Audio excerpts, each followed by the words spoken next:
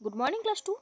আজ আমরা তোমাদের গণিত বইয়ের পেজ নাম্বার 65-এ যে অঙ্কগুলো রয়েছে বিয়োগ করো সেই অঙ্কগুলো শিখবো। দেখো, আগের দিন তোমরা চ পর্যন্ত করেছিলে, তো আজ করবে ছ থেকে মূর্ধন্য পর্যন্ত।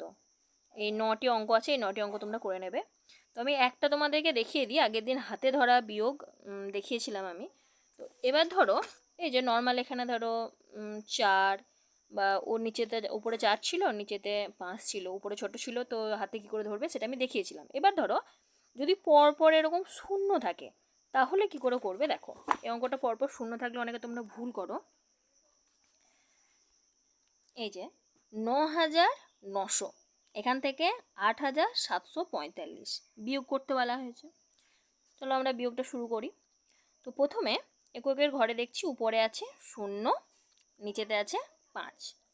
তো 0 থেকে আমরা 5 বিয়োগ করতে পারবো না।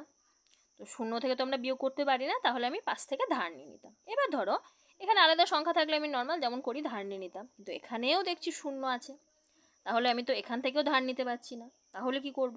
যখন এরকম পরপর 0 থাকবে তখন কি করবে দেখো। তাহলে 0 থেকে ধার নিতে পারছি না, এখান থেকেও যদি 0 আছে, এই 0টার পাশে কি আছে দেখব। এখানে কি আছে? এখানে 9 আছে। তাহলে আগে আমি এই দিকে ধার নেব, 9 থেকে আগে ধার নিই। 9 থেকে আমি 1 ধার নিয়ে নিলাম, তাহলে 9 কেটে কত হয়ে যাবে? 8। সঙ্গে সঙ্গে লিখে দেবে, 9 কেটে লিখে দিলাম 8। আর 9 শতক থেকে ধার নিলাম কত?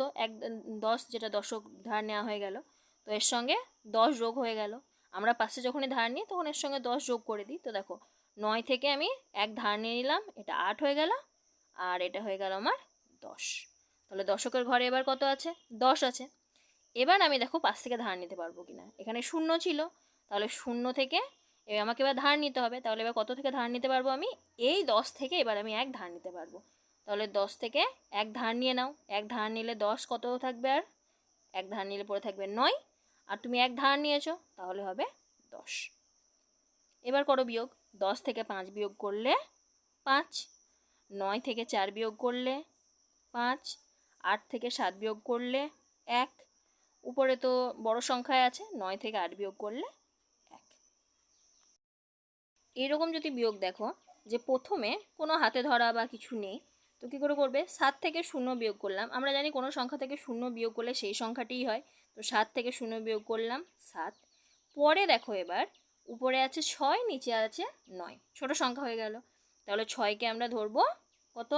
এই যে পাশে এখান থেকে 1 ধার নিয়ে নেবো, 8 থেকে 1 ধার নিয়ে নেবো, 8 হয়ে যাবে 7, আর 6-এর সঙ্গে 10 যোগ হয়ে গেলে আমার হলো 16। 16 থেকে এবার 9 বিয়োগ করব, তাহলে কত হবে? 7। আবার এবার করব 7 থেকে 9 বিয়োগ। 7 থেকে আবার 9 বিয়োগ আমি করতে পারছি না, তখন আবার 5 থেকে ধার নিয়ে নেব। 6 থেকে 1 ধার নিলে পড়ে থাকলো 5, এখানে 10 যোগ হয়ে গেল 7-এর সঙ্গে, মানে 17। 17 থেকে এবার আমরা 9 বিয়োগ করব, তাহলে 9 বিয়োগ করলে কত হয়? 8। আর 5 থেকে 5 বিয়োগ করলে হয় 0। এভাবে তোমরা অঙ্কগুলো করে নেবে।